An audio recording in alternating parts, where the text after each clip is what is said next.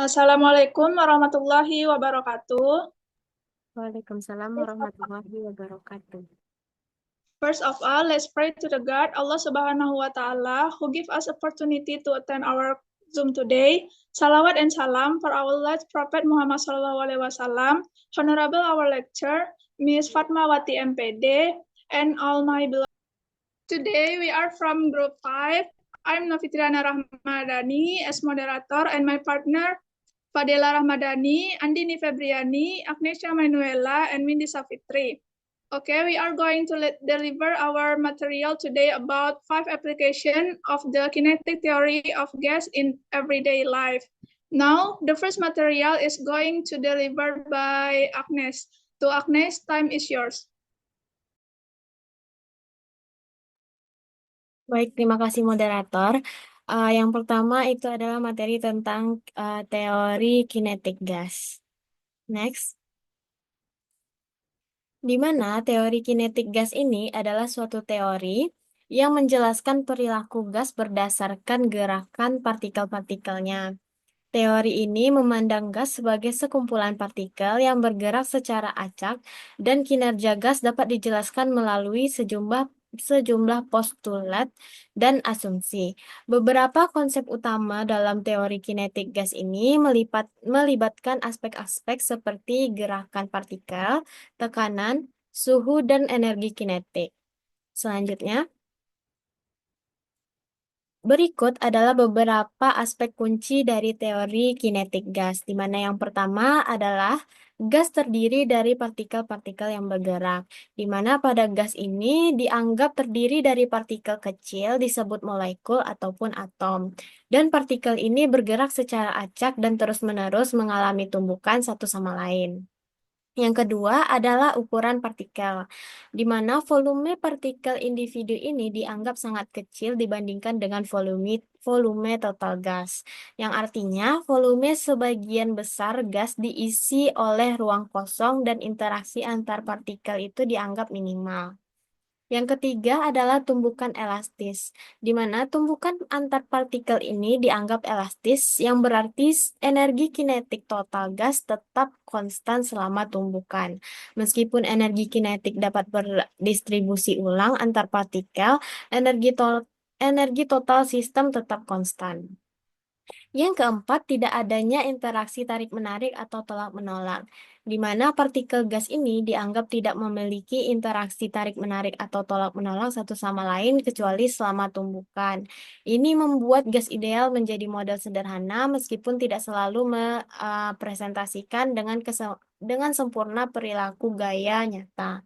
Yang kelima adalah tekanan terkait dengan tumbukan partikel, di mana tekanan gas ini diinterpretasikan sebagai akibat dari tumbukan partikel gas dengan dinding wadah. Semakin sering dan semakin keras tumbukan partikel dengan dinding, semakin tinggi pula tekanan pada gas. Dan yang keenam adalah energi kinetik terkait dengan suhu, di mana suhu gas terkait dengan rata-rata energi kinetik partikel dalam gas. Semakin tinggi suhu, semakin tinggi pula rata-rata energi kinetik partikel. Next. Selanjutnya, teori kinetik gas ini memberikan dasar untuk pemahaman kita tentang hukum-hukum gas ideal yang memberikan gambaran baik tentang perilaku gas dalam berbagai kondisi.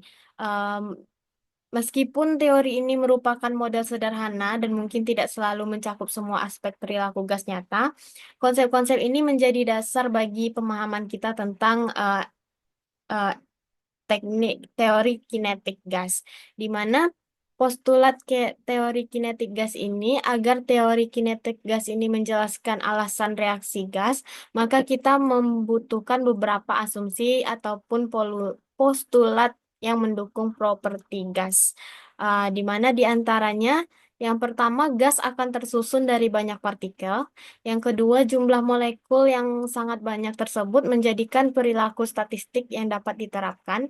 Yang ketiga, molekul akan bergerak dengan acak dan konstan, sehingga nantinya akan saling bertabrakan dengan dinding. Yang keempat itu tumbukan partikel terhadap dinding ini bersifat lenting dan sempurna.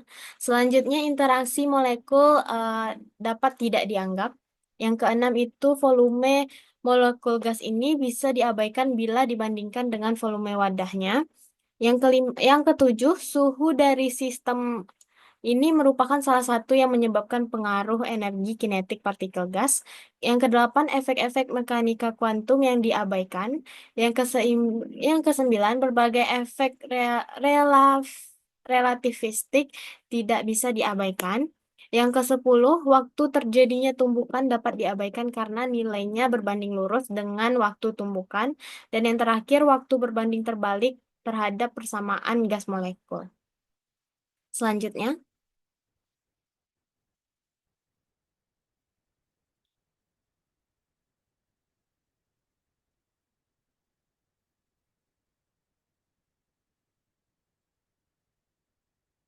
selanjutnya adalah gas ideal, di mana gas ideal ini merupakan sekelompok partikel gas yang tidak saling berinteraksi satu sama lain. Itu artinya jarak antar partikel gas ideal ini sangat berjauhan dan bergerak dengan acak. Berikut ini ada beberapa sifat gas ideal yang perlu dipahami, yang di mana di antaranya yang pertama, jumlah partikelnya banyak. Yang kedua, tidak adanya interaksi antar partikel ataupun tidak adanya gaya tarik-menarik yang terjadi antar partikel. Yang ketiga, apabila dibandingkan dengan ukuran ruang, ukuran partikel gas ideal ini dapat diabaikan. Yang keempat, tumbukan yang terjadi antar partikel gas juga dinding ruangan adalah tumbukan lenting yang sempurna. Yang kelima, partikel gas yang tersebar secara merata di dalam ruangan. Yang keenam, partikel gas akan bergerak secara acak ke semua arah. Yang ketujuh, berlakunya hukum Newton dalam partikel gerak. Dan yang kedelapan itu energi kinetik rata-rata molekul gas sebanding dengan suhu mutlaknya. Selanjutnya. Selanjutnya adalah persamaan keadaan gas ideal, di mana di ruang tertutup keadaan sebuah gas ideal akan dipengaruhi oleh tekanan, suhu, volume, dan juga jumlah molekul gas. Dan ada beberapa hukum yang menjelaskan mengenai keterkaitan antar keempat besaran tersebut. Yang pertama itu ada hukum Boyle, di mana hukum Boyle ini dicetuskan oleh ilmuwan yang berasal dari Inggris, di mana ada pun pernyataan dari hukum Boyle ini, jika suhu suatu gas dijaga konstan, maka tekanan gas akan berbanding terbalik dengan volumenya. Istilah ini dapat dinyatakan sebagai hasil kali antar tekanan dan juga volume suatu gas pada suhu tertentu. Yang kedua itu ada hukum Charles, di mana hukum Charles ini ditemukan oleh Jacques Charles yang menyatakan bahwa jika tekanan suatu gas dapat dijaga konstan, maka volume gas akan sebanding suhu mutlaknya. Di mana pada pada hukum ini yaitu hasil bagi antara volume yang dan juga suhu pada tekanan tetap atau isobar yang bernilai tetap. Next. Yang ketiga itu ada hukum Gay-Lussac, di mana hukum ini ditemukan oleh ilmuwan kimia berasal dari Prancis, di mana pernyataan dari hukum ini yaitu jika volume suatu gas dijaga konstan, tekanan gas akan sebanding dengan suhu mutlaknya. Itu artinya proses berlangsung dalam kondisi isohorik atau volumenya tetap. Dan yang terakhir ada hukum Boyle-Gay-Lussac, di mana ini merupakan hasil kali antara tekanan dan volume dibagi suhu pada sejumlah partikel mol gas adalah tetap. Next. Selanjutnya adalah faktor dan rumus teori kinetik gas. Berikut ini ada beberapa penjelasan mengenai faktor dan rumus teori kinetik gas, di mana yang pertama tekanan, di mana tekanan bisa dijelaskan oleh teori kinetik sebagai kemunculan adanya gaya yang dihasilkan oleh molekul gas yang dan menabrak dinding wadah secara matematis. Yang selanjutnya itu suhu dan energi kinetik, di mana hal ini berangkat dari hukum gas ideal. Kita dapat menjelaskan mengenai faktor suhu dan juga energi kinetik dari teori kinetik gas. Yang ketiga, banyaknya tumbukan pada dinding, di mana jumlah tumbukan atom terhadap dinding wadah tiap satuan luas tiap satuan waktu juga dapat diketahui dari asumsi gas ideal yang menghasilkan persamaan dari konstanta gas. Dan yang terakhir itu ada energi kinetik gas ideal, di mana energi kinetik gas ideal ini disebabkan oleh adanya gerakan partikel gas yang ada di dalam sebuah ruangan. Gas ini akan selalu bergerak dengan kecepatan tertentu, dan kecepatan itulah yang nantinya akan berpengaruh pada energi kinetik gas. Baik, mungkin sekian materi dari saya, dikembalikan kepada moderator. Okay, thanks to Anisha. The second material is going to deliver by Andini. To Andini, time is yours. Baik, terima kasih moderator. Selanjutnya yaitu akan saya lanjutkan terkait 5 aplikasi hukum kinetik gas di dalam kehidupan sehari-hari. Yang pertama itu ada terkait balon udara. Nah, di mana di slide ini akan dijelaskan terkait teori kinetik gas, yang mana teori kinetik gas itu menyatakan bahwa pada poin pertama, yaitu gas terdiri dari partikel-partikel kecil yang bergerak bebas dan acak. Yang kedua, itu tekanan gas dihasilkan dari tumbukan partikel gas terhadap dinding wadah. Dan yang ketiga, yaitu suhu gas berbanding lurus dengan energi kinetik rata-rata partikel gas. Nah, artinya, semakin tinggi suhu, maka semakin cepat pula gerak partikel gas. Ini yang disebut dengan energi kinetiknya naik. Nah, pada slide kali ini yaitu kita akan membahas ketika udara yang ada di dalam balon itu dipanaskan, maka akan terjadi 3 poin. Yang pertama yaitu suhu naik. Artinya partikel gas itu bergerak lebih cepat, energi kinetiknya naik. Nah, yang kedua yaitu karena gerakan partikel itu makin cepat, maka mereka menekan dinding balon dengan lebih kuat dan sering. Sehingga volume balon pun bertambah karena tekanan dari dalam meningkat sehingga balonnya mengembang. Adapun kaitannya dengan kinetik gas yaitu terkait hukum Charles, di mana volume itu akan sebanding dengan suhu pada tekanan tetap, yaitu rumusnya P1 per T1 sama dengan P2 per T2. Nah, di mana V itu volume, T itu adalah suhu. Kemudian terkait contoh, misalnya volume awal gas itu sama dengan 1 liter pada suhu 300 Kelvin. Nah, jika suhu naik menjadi 600 Kelvin, maka volumenya juga akan naik menjadi 2 liter. Karena 600 Kelvin itu kan sama dengan 2 kali 300 Kelvin. Jadi, volume berbanding dengan suhu, berarti semakin tinggi suhu gas, maka semakin besar pula volume gas tersebut. Dengan catatan tekanannya tidak berubah atau tekanannya tetap. Nah, jadi dapat disimpulkan bahwa balon udara ini mengembang saat dipanaskan karena partikel udara di dalamnya menjadi lebih energik, bergerak lebih cepat, dan mendorong dinding balon lebih kuat sehingga volumenya bertambah. Di mana ini adalah contoh nyata dari teori kinetik gas dan hukum Charles dalam kehidupan sehari-hari. Baiklah, mungkin sekian dikembalikan kepada moderator.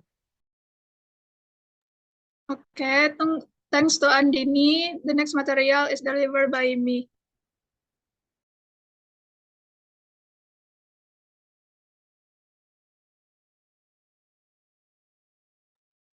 Nah, selanjutnya aplikasi dari teori kinetik gas itu ada pada kulkas, di mana telah dijelaskan tadi bahwa teori kinetik gas itu menjelaskan perilaku gas berdasarkan gerakan partikel-partikelnya. Gas terdiri dari partikel-partikel kecil yang biasa disebut sebagai molekul, yang bergerak secara bebas dan cepat. Kulkas bekerja dengan memanfaatkan perubahan energi kinetik partikel gas untuk menyerap dan membuang panas. Next.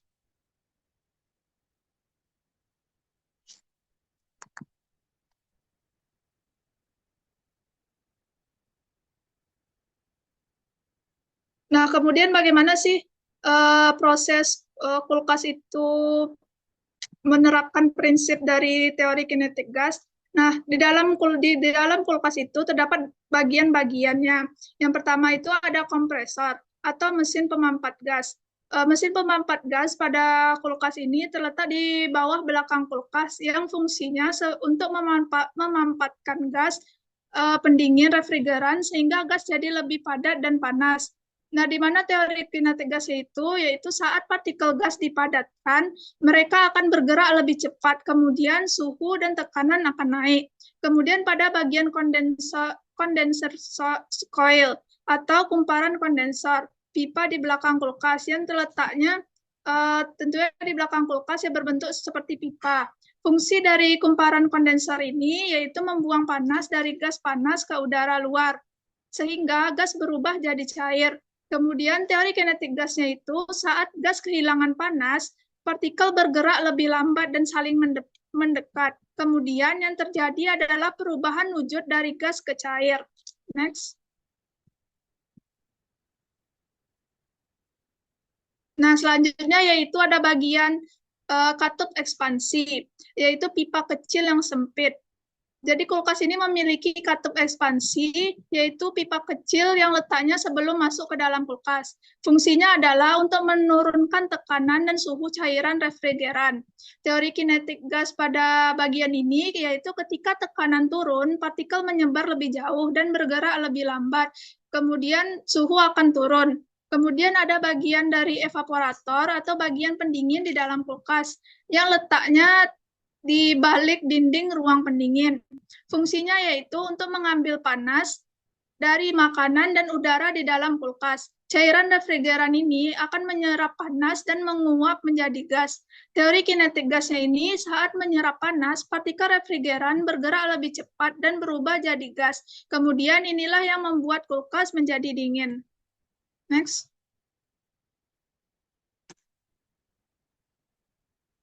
Nah, kesimpulan yang dapat kita ambil tersebut, eh, suhu di dalam lemari es dapat berubah karena ia mengatur gerakan partikel gas atau energi kinetiknya.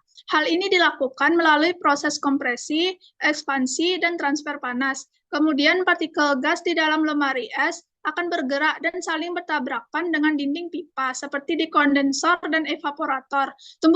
Tumbukan-tumbukan ini menyebabkan perubahan tekanan dan suhu sesuai dengan prinsip-prinsip teori kinetik gas. Jadi, lemari es atau kulkas bekerja dengan memanfaatkan prinsip teori kinetik gas, di mana gas refrigeran berubah dari fasa gas menjadi cair, dan sebaliknya sambil mentransfer panas.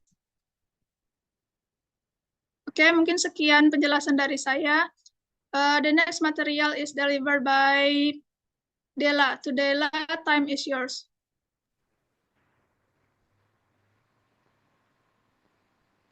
Baik, terima kasih moderator. Aplikasi teori kinetik gas selanjutnya yaitu pada cat semprot. Teori kinetik gas menjelaskan bahwa gas terdiri dari partikel-partikel yang sangat kecil dan selalu bergerak secara acak. Tekanan gas akan dihasilkan dari tumbukan antar partikel gas dan dinding wadah. Eh, Cat semprot ini merupakan salah satu aplikasi teori kinetik gas, yang mana dalam penggunaan cat semprot, teori kinetik gas membantu kita memahami bagaimana cat dan gas di dalam kaleng semprot itu bekerja. Next.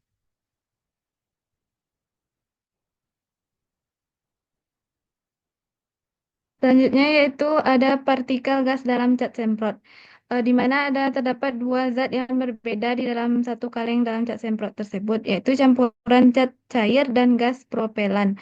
Biasanya itu gas hidrokarbon seperti propana atau butana. Kemudian partikel gas propelan ini bergerak secara acak dengan kecepatan tinggi di dalam kaleng.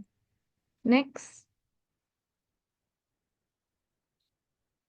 Selanjutnya, tekanan dalam kaleng, di mana tekanan dijelaskan oleh teori kinetik gas sebagai kemunculan dari gaya yang dihasilkan oleh molekul-molekul gas yang menabrak dinding kaleng cat, yang menciptakan tekanan. Tekanan ini sangat penting untuk mendorong cat keluar dari kaleng saat tutup kaleng ditekan. Next.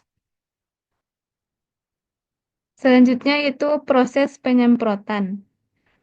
Kaleng akan dikocok terlebih dahulu agar gas dan cat menyatu. Saat katup ditekan, katup membuka jalan bagi campuran cat dan gas untuk keluar dari kaleng.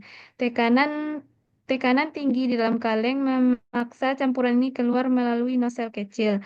Gas propelan mengembang dengan cepat saat keluar dari kaleng karena penurunan tekanan, yang membantu memecah cat menjadi partikel-partikel kecil. Partikel-partikel kecil cat tersebutlah yang membuat hasil semprotan menjadi rata. Jadi, secara sederhana, teori kinetik gas menjelaskan bagaimana tekanan yang dihasilkan oleh gerakan partikel gas propelan di dalam kaleng cat semprot yang memungkinkan cat untuk disemprotkan dalam bentuk kabut halus. Sekian materi dari saya, dikembalikan ke moderator. Okay, thanks to Fadela. The next material and the last material is explained by Windy. To Windy, time is yours.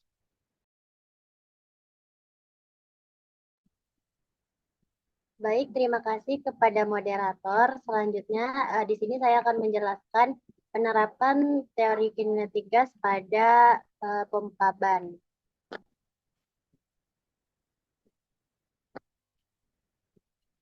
Teori kinetik gas menjelaskan perilaku gas berdasarkan gerakan partikel-partikelnya. Gas terdiri dari partikel-partikel kecil yang bergerak cepat dan acak. Pompa ban bekerja dengan cara menambahkan lebih banyak partikel gas ke dalam ruang ban yang tertutup, sehingga penambahan ini menyebabkan partikel-partikel gas bertumbukan lebih sering dengan dinding ban. Semakin sering tumbukan terjadi, semakin besar tekanan yang akan dihasilkan yang menyebabkan ban menjadi mengembang dan terasa keras. Selanjutnya, nah ini berikut teori kinetik yang terjadi pada pompa ban. Yang pertama itu adalah partikel gas selalu bergerak secara acak dan konstan. Ketika udara dipompa ke dalam ban, kita menambahkan lebih banyak molekul gas ke dalam ruang ban atau ruang tertutup atau ban itu sendiri. Yang kedua, tumbukan partikel gas menghasilkan tekanan. Partikel gas yang bergerak bebas akan terus bertumbukan dengan dinding ban. Tumbukan-tumbukan inilah yang menimbulkan tekanan gas terhadap dinding ban. Yang ketiga, tekanan bergantung pada jumlah tumbukan dan energi partikel. Semakin banyak partikel gas yang masuk, semakin sering dan kuat tumbukan terhadap dinding ban sehingga tekanan di dalam ban meningkat. Yang terakhir adalah volume tetap, jumlah partikel bertambah. Karena volume ban relatif tetap, setiap tambahan partikel menyebabkan peningkatan kepadatan partikel di dalam ban yang secara langsung meningkatkan tekanan menurut hukum kinetik gas. Selanjutnya,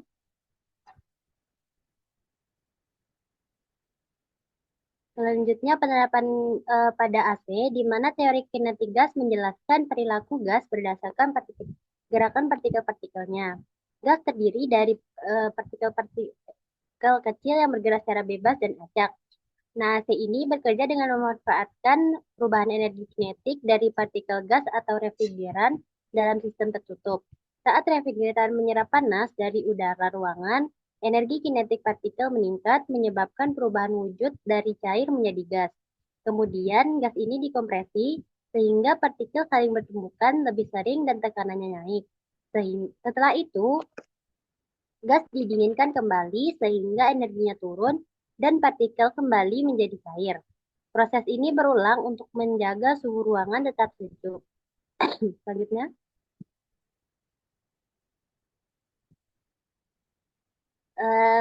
itu adalah penerapan teori kinetik gas pada AC. Yang pertama adalah gerakan partikel gas atau refrigeran berubah sepanjang siklus. Jadi refrigeran dalam AC mengalami perubahan suhu dan tekanan secara terus-menerus dalam sistem tertutup. Teori kinetik gas menyatakan bahwa suhu berbanding lurus dengan energi kinetik partikel gas.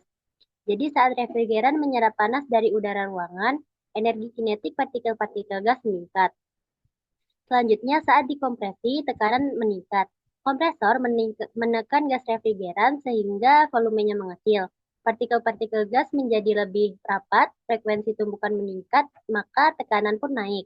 Hal ini sesuai dengan teori kinetik gas, di mana semakin banyak tumbukan partikel dalam ruang kecil, maka semakin tinggi tekanannya. Yang ketiga, saat didinginkan dan mengembun. Refrigeran panas dialirkan ke kondensor atau pendingin sehingga energi kinetiknya menurun.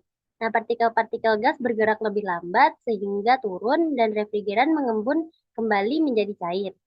Yang keempat yaitu proses yang terjadi dalam AC tersebut terjadi secara berulang-ulang.